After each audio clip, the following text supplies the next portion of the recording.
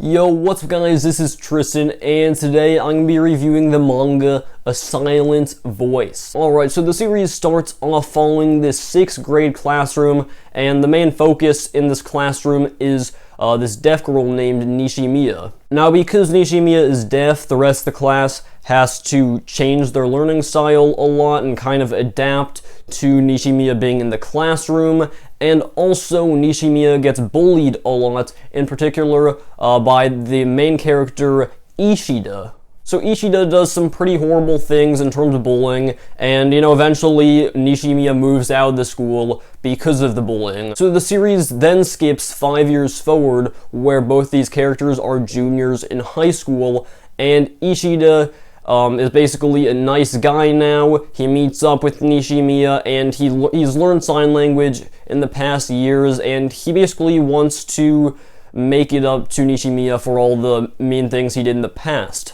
Now, the overall goal of the series might seem weak to some, but to be honest, that really doesn't matter in the series, because in this series there is some amazing internal conflict with Ishida, some great topics about bullying, how someone with disabilities lives and how their family lives, and it even kind of briefly touches on suicide, which is definitely something I wasn't expecting in the series, but I definitely think it was interesting how they handled such heavy topics. The execution of these heavy topics is really what makes the series. Also, one of the things that I love about this series are the characters. Nishimiya and Ishida are pretty much good characters from the very start, but some of the other characters are a little bland when they are first introduced, but as the series goes on, they truly become some of the most emotionally developed and realistic characters that I've ever seen in a manga,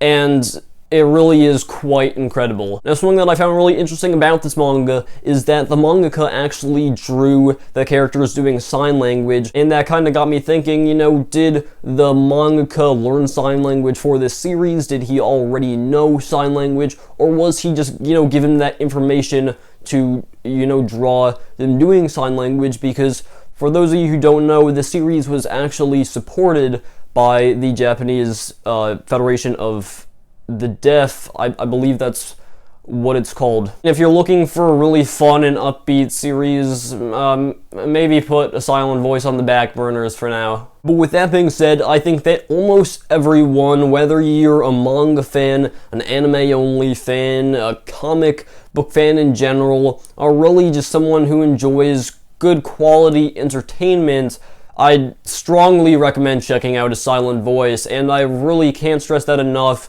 because this manga has some very thought-provoking questions, and I'm sure it will leave a long-lasting impact on a lot of people. Now, I also think that it's worth noting that there is a subplot about the main characters making a film for a film contest, and I think that's a pretty interesting subplot. It wasn't really something that I was expecting at all, and it was interesting enough to the point where I cared about it, but it wasn't too much of a crucial element in the story to the point where it lost track of the main focus of the story. And yeah, I really think that it had a good balance between the subplot, the main plot, the character development, and all that stuff. It was really nicely structured. Now, also, this subplot about them making a movie really helps their character development, because, it showed how they interacted with each other, it showed kind of their personalities, it showed what they were interested in, and overall, it was just a really nice touch to the series. Now, talking about the ending without giving any spoilers, I think that the last 22 chapters, really the big climax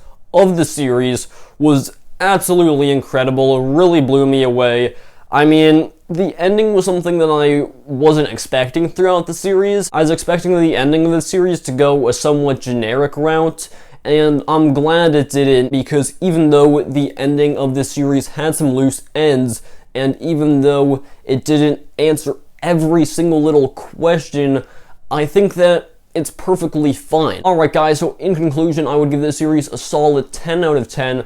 Now, usually when I review a manga series, I like to give some criticisms about it. I think it makes it more fair and less sugar-coated that way, but while reviewing this series, I really just couldn't think of any criticisms to give it, and because of that, I would truly, like I said, recommend the series to anyone who likes a good piece of good quality entertainment. Anyways, guys, that's pretty much it for this video. I'm not exactly sure what the next series I'll review is going to be, but I'm going to try to read more short manga. Subscribe, slap that like button, and drop a comment. You know, I always like reading those comments, and I'll see you guys in the next video.